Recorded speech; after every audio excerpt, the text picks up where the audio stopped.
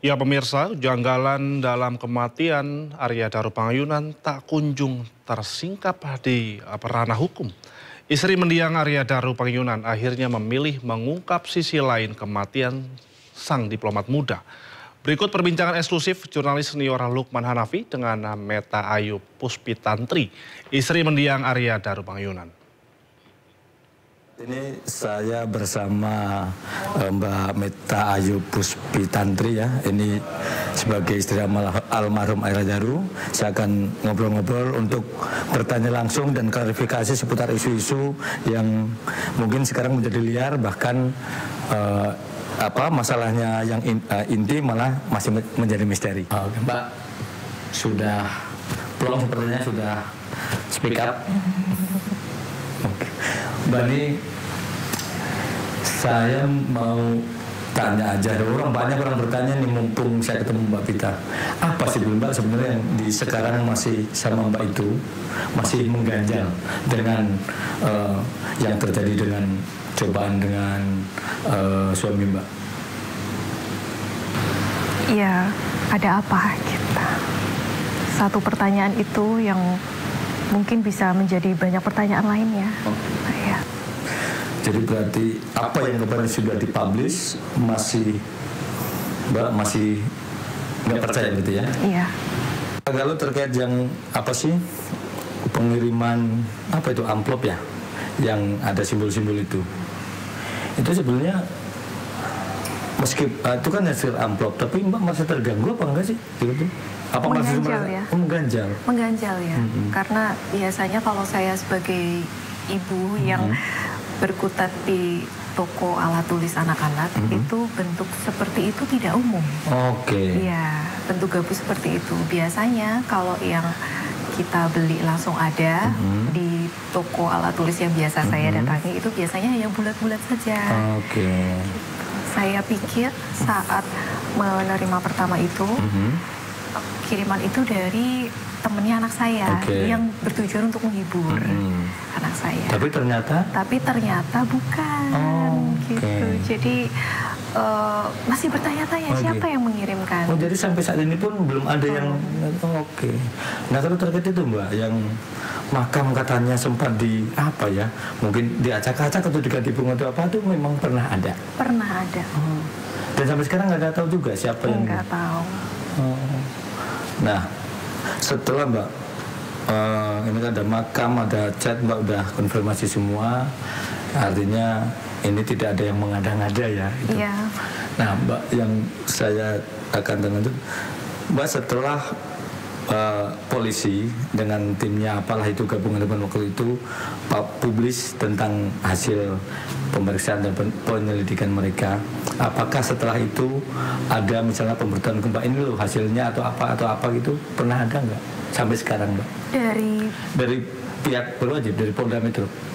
Setelah preskon tidak ada yang menghubungi saya. Oke, jadi Mbak terakhir berhubungan sama polisi itu misalnya diminta keterangan sampai ini kapan itu? Sampai kapan maksudnya?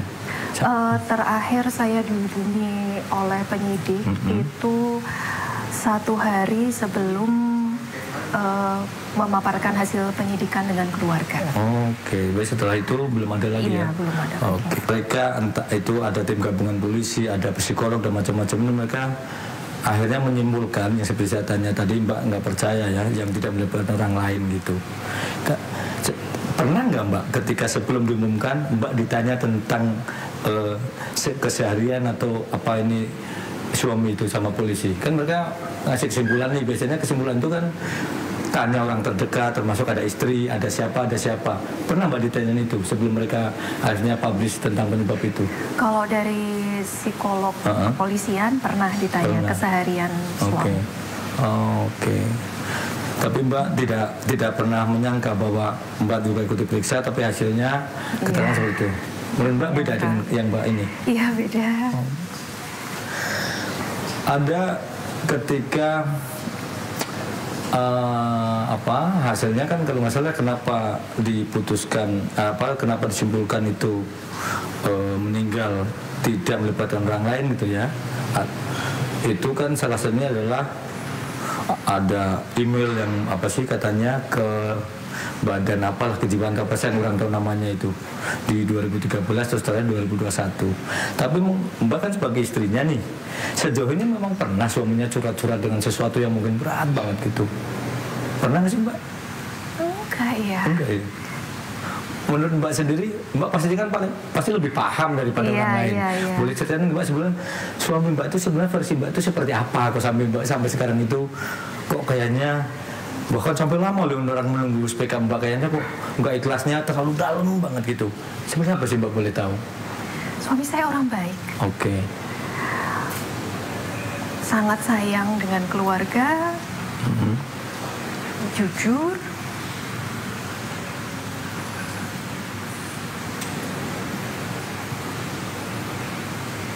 Belahan hati saya. Ada, itu tadi ada sisi manjanya, ada sisi mandirinya, ada sisi introvertnya, ada sisi ekstrovertnya. Kalau mungkin bahwa paling terbaik pasti namanya suami lah. Tapi kalau menurut Mbak, yang paling membedakan dengan pria lain di sifat Mas Daru ini, apa Mbak yang Mbak kenang sampai sekarang itu? Sangat menjaga amarahnya ya. Terutama untuk saya. Saya harus banyak belajar sabar dari Mas Daru. Sangat menjaga lisannya untuk tidak menyakiti orang lain. Sangat menjaga sikapnya juga untuk tidak menyakiti orang lain. Dan romantis banget. Mas Daru itu romantis banget. Kalau ngomong romantis, boleh nggak berbagi kepada saya seperti apa sih romantisme yang dijalanin? Ini mungkin ada beberapa teman kami yang pernah lihat ya. Tapi kalau sebelum masuk kantor itu biasanya kan dulu saat di Argentina kan saya yang antar Mas Daru ke kantor. Sebelum pamitan itu biasanya kita pelukan. Jadi setiap mau berangkat berpelukan. Setiap jalan kita jalan bareng itu gandengan. Nah ini sebenarnya romantisme setiap jalan bergandengan. Nah ini kembali saya akan bertanya lagi kembali tapi ketika di kosannya almarhum, kenapa polisi itu membawa barang bukti membeberkan ada alat kontrasepsi itu kira-kira itu punya Mbak atau itu punya Mbak? Punya saya semua. Iya. Barang-barang kewanitaan di sana punya saya semua. Karena kalau saya ke Jakarta itu memang iya di kos itu. Jadi semuanya Mbak. Nah kalau yang ini Mbak kan sih ada lakban. Nah saya mau ketemu Mbak nih. Lakban itu katanya kan yang lakban itu dibeli sama Mbak dari Jogja. Mbak ketika waktu itu kejadian sempat melihat lakban di sana nggak yang di mobil kepala? Sempat melihat lakbannya? Iya, itu kami beli lakban 2 di toko alat tulis. Karena koper kami itu kan dibagi 2. Yang satu sudah dicicil di kosannya Mas Daru dan beberapa sudah dicicil di kosannya Mas Daru, kemudian beberapa masih di rumah. Dan semuanya itu rencananya memang pada akhirnya akan dilakban kuning supaya dari jauh kelihatan kalau itu punya kami. Karena di tanggal-tanggal tersebut itu kan banyak yang pindah, bukan cuman kami saja. Jadi untuk meminimalisir kopernya itu tertukar dan lain sebagainya. Berarti lakban itu memang lakban dari Jogja? Iya, bersama saya. Bersama Mbak Pita ya. Memang itu setiap kali pindah ke negara mana, memang itu istilahnya stok ya? Atau memang karena kebetulan udah mau berangkat? Jadi kebetulan memang sudah mau berangkat. Kalau yang dulu kami pakai koper, sepertinya kok kurang jadinya. Terus kami memutuskan ya sekarang untuk di wrap pakai plastik. Sedangkan kalau pakai plastik kan dari jauh nggak begitu jelas kopernya siapa ya. Jadi rencananya akan kami masih mikir nih polanya apa ya yang kuningnya sama semua gitu. Jadi ada 2 lakban, yang satu saya bawa di Jogja, yang satu dibawa Mas Daru di Jakarta. Nah Mbak, kalau ini sebetulnya kapan sih sebetulnya seharusnya Mbak itu berangkat? Ini kan tadi udah gulung-gulung koper sebagainya. Harusnya itu kapan, tanggal berapa Mbak itu berangkat ke Finlandia sama suami? tanggal 30, sekitar tanggal 30-31. Oke, akhir Juli berarti akhir Juli. Oke, berarti segala sesuatu sudah dipersiapkan ya? Sudah siap semuanya. Saya dengar-dengar termasuk anak-anak juga udah keluar dari sekolah karena sudah keluar, sudah pamitan. Saya juga sudah pamitan dengan teman-teman. Ya, bahkan saya sama Mas Daru itu sudah sempat pesan di dokter gigi di dekat sini untuk scaling gigi sebelum berangkat. Dan kenapa scaling dulu, takut di sana mahal? Iya. Kita belum tahu waktu itu kan bagaimana sistemnya di sana gitu. Jadi berangkat dalam kondisi ya memang sudah siap semuanya. Kemudian rencananya saat Mas Daru sampai di Jogja juga kami akan nonton Ramayana bersama dengan anak-anak supaya anak-anak ada cerita di sana. Oh, kebudayaan di Indonesia seperti ini, seperti ini. Termasuk yang saya dengar-dengar mau ke Borobudur dan sebagainya. Jadi sebenarnya udah matang gitu jalannya. Nah. Kalau boleh tahu, Mbak, berapa kali sudah diajak? Kan suami kalau nggak salah sempat di Argentina, terus di Dili. Kalau waktu di Myanmar sudah nikah juga ya, belum? Sudah menikah, tapi saya bed rest. Oh, bed rest, iya, kehamilannya ada masalah, jadi belum bisa ikut ke sana. Nah yang maksudnya biasanya kalau ikut suami ke sana, Mbak di sana berapa lama? Apa ikut netap ke sana? Apa hanya sekedar pas liburan, pas kangen atau apa? Yang selama ini Mbak jalani? Kebetulan penempatan pertama kan dapatnya cross post. Jadi kalau cross post itu 2 tahun, kami dapatnya 2 tahun di Timor Leste, kemudian 2 tahun di Argentina. Nah, mengingat kondisi anak kami, jadi kami memutuskan untuk saya dan anak-anak ikut di tahun yang kedua. Jadi saat di Timor Leste, Mas Daru sudah tinggal 1 tahun sendiri dulu di sana, kemudian saya dan anak-anak menyusul di 1 tahun berikutnya. Lalu kemudian di Argentina kami ikut dari awal sampai selesai. Mbak, kalau yang di Finlandia ini justru yang rencana malah boyong semua baru kali ini berarti. Sebelumnya apa juga diboyong juga nggak? Diboyong juga, iya. Kami tinggal bersama. Mbak, kalau ini apa ya tadi semuanya sampai lupakan keasikan dengan Mbak yang tadi katanya suka mesra-mesraan. Nah, kalau misalnya Mbak sekarang sudah sekian lama menjalani istilahnya ya, karena ditinggal terpukulnya tangan dalam itu. Tapi selama Mbak dari kejadian sampai sekarang, pernah nggak sih Mbak misalnya ada yang ngubungin Mbak, katakan polisi atau katakan siapa untuk mengajak, atau mungkin bahkan temannya Mas Daru atau temannya Mbak Pita untuk ngobrol, atau mungkin malah ngajak atau malah ngasih info apa gitu, pernah ada? Kalau ngajak jalan-jalan sih teman saya ya. Banyak. Banyak, alhamdulillah. Jadi rezeki saya untuk bisa punya banyak sahabat yang sangat care dan baik. Jadi hanya sebatas itu, untuk refreshing saja, iya, dan membantu memulihkan secara mental. Tapi kalau ada nomor-nomor gelap, nelpon gelap ke Mbak, nggak ada kan? Saya nggak pernah ngangkat. Nggak pernah? Iya, saya hanya mengangkat telepon yang sudah jelas. Saya tapi telepon-telepon yang tanpa nomor ini Mbak pernah dapat juga? Iya, sering. Biasanya jam berapa dapatnya itu? Enggak mesti.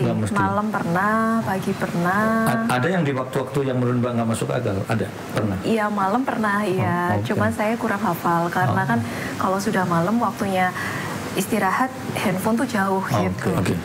Mbak tadi kan ada telepon yang menurut Mbak di waktu tertentu, jam-jam yang nggak masuk akal nggak pernah ngangkat ya. Kenapa nggak diangkat? Karena Mbak malas, atau mungkin karena ada rasa ini jangan-jangan gitu. Lebih kemana Mbak? Karena karena waktu istirahat ya. Ya, saya kan ibu-ibu yang sipil dan sangat sipil gitu. Jadi saya kurang tahu mekanismenya bagaimana. Pernah polisi malam-malam telepon juga. Polisi dari mana? Polisi dari Polda Metro Jaya. Waktu itu sebelum ada Zoom dengan keluarga, itu beberapa kali dari penyidik menyampaikan untuk saya ke Jakarta karena ada beberapa hal privasi yang harus disampaikan secara langsung. Tapi waktu itu mengingat kondisi saya dan lain sebagainya yang belum memungkinkan ke sana, dan pertimbangan keluarga juga saya di sini, jadi saya sudah menyampaikan sebetulnya bahwa saya di sini saja, walaupun sudah diminta beberapa kali. Kemudian dari Resmob Polda Metro Jaya menyampaikan komandannya akan telepon gitu. Kemudian telepon tuh saya kurang tahu waktunya kapan ya gitu, karena memang handphone tuh saya sering nggak ini gitu. Itu yang intinya menyampaikan hal yang sama untuk meminta saya ke Jakarta untuk mendengar secara langsung karena ada hal-hal privasi yang harus disampaikan. Padahal tapi ketika Mbak waktu itu ngejawab nggak bisa, apa Mbak menolak ke Jakarta? Tidak bisa dan menolak ke Jakarta, dan sempat ada wacana untuk apa yang bisa kami siapkan gitu. Ya saya hanya meminta untuk saya di Jogja. Tapi dilakukan oleh polisinya dengan menaruhkan di Jogja. Iya, akhirnya terus saya bersama kakak-kakak dan bapak saya ikut Zoom dari sini. Nah, waktu itu yang ditawarkan mereka hanya memang untuk menyampaikan sesuatu privasi, atau mereka mungkin ngasih apa lagi? Hanya itu aja? Hanya itu saja, karena ada privasi. Kalau sampai sekarang Mbak sendiri sudah bisa mencerna belum maksud privasi itu, atau Mbak juga malah sampai sekarang juga malah juga bingung apa sih privasi itu gitu. Jadi gimana? Karena privasi itu kan kadang-kadang ya namanya juga privasi gitu. Walaupun privasi, kata-kata privasi tapi kan artinya luas ya. Betul. Jadi saya bingung juga. Iya. Karena ketika telepon Japri juga menyampaikan privasi juga bisa kan? Iya. Gitu. Iya. Gitu. Jadi sampai sekarang juga Mbak Pita masih bingung apa sih maksudnya gitu. Dan belum ada juga penjelasan lanjutan sampai hari ini. Sampai hari ini belum ada. Yang terakhir komunikasi itu hanya saat Zoom itu dengan kepolisian. Mbak, kalau nih sekarang adalah mumpung kita ketemu dan ini kita berdua, misalnya Mbak punya keinginan, tentu Mbak sudah menyampaikan sebelumnya ya di Speak Up, punya keinginan untuk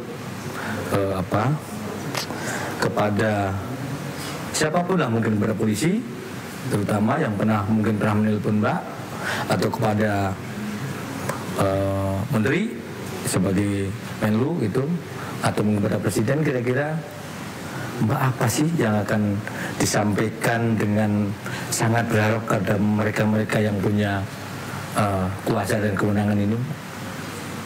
Harapan saya hanya Bapak Presiden Prabowo yang terhormat, Bapak Menlu dan Bapak Kapolri bisa dapat menyelesaikan kasus ini secara terang benderang, secara jujur, secara transparan. Seperti itu saja. Dan kalau boleh saya meminta sebagai seorang ibu dari warga sipil yang sangat sipil, mungkin dari kepolisian kelak bisa dipertimbangkan untuk menghubungi di waktu-waktu yang malam itu. Kok dari saya pribadi kurang ya. Jadi kita kan ada jam masyarakat, ada jam kantor. Saya kurang tahu karena yang seperti saya sudah sampaikan, dunia ini sangat baru untuk saya. 180 derajat berubah, beda. Yang tadinya suka cafe vlog, yang tadinya suka jalan-jalan melihat makanan, jadi sangat beda. Saya kurang tahu. Yang hanya bisa saya harapkan adalah karena dunianya berbeda, jadi saya akan sangat tambah respect dan sangat menghormati jika kita bisa komunikasi dua arah di tengah. Dengan waktu yang pantas, dengan cara yang baik dan lain sebagainya. Gitu. Saya respect dengan bapak-bapak polisi, dengan kerja kerasnya. Saya terima kasih sekali.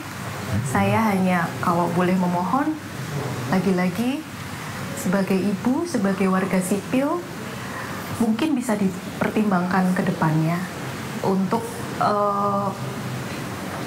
menghubungi siapapun itu ke depannya itu sesuai jam sipil. Kalau memang yang dihubungi itu berasal dari orang sipil, seperti itu.